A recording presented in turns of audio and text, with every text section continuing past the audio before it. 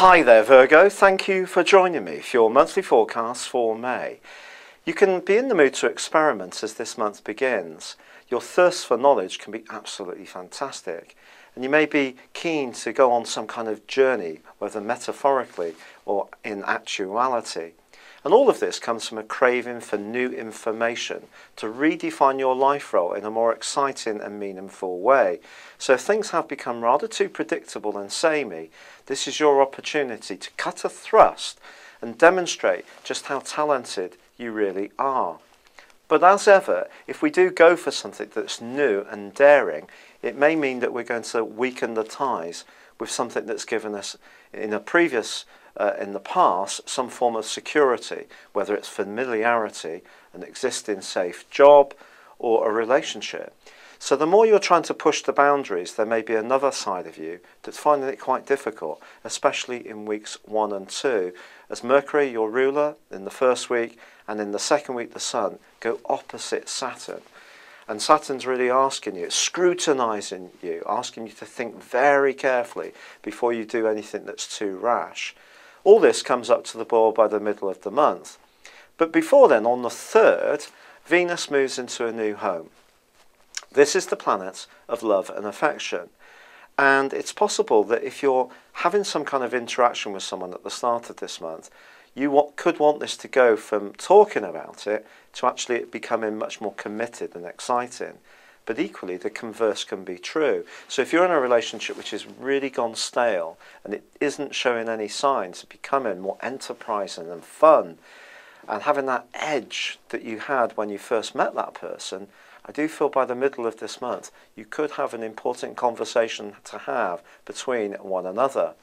But if you're footloose and fancy free, a wonderful link between Venus and also Mars could see you attracted to someone in a very primal way, a very sensual way in week 2.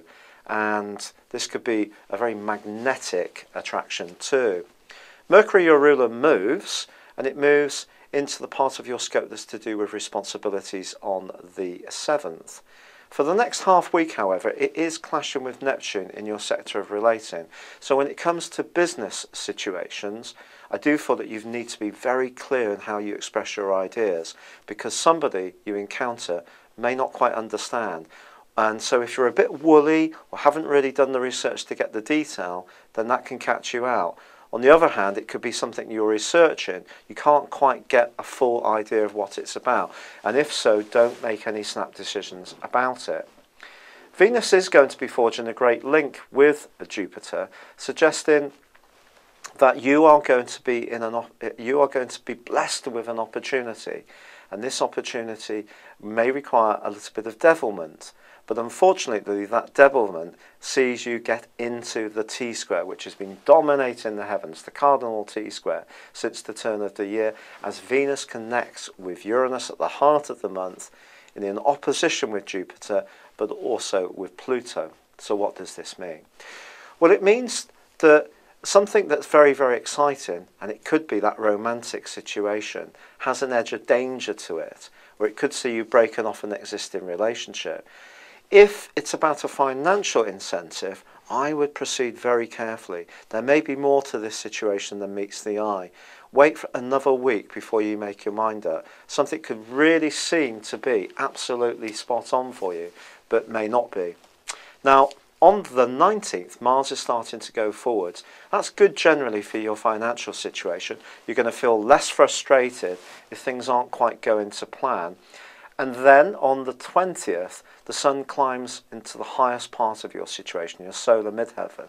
This suggests that extra responsibilities could be coming your way, and it's possible before the end of this month you may snaffle yourself a new job, a new role, or a pay increase, or if you're in an entrepreneurial spirit, the things that you took the risks around earlier this month in terms of putting out your message or connecting with key people and having interviews or doing presentations can bring some kind of reward by the end of this month. And just as the month draws to a close, both Venus and Mercury move, but in positive ways for you. This can make the sky much friendlier for you, and it also can see lots of information flood in, which you've been waiting to hear. It's an exciting month for sure. Good luck and goodbye for now.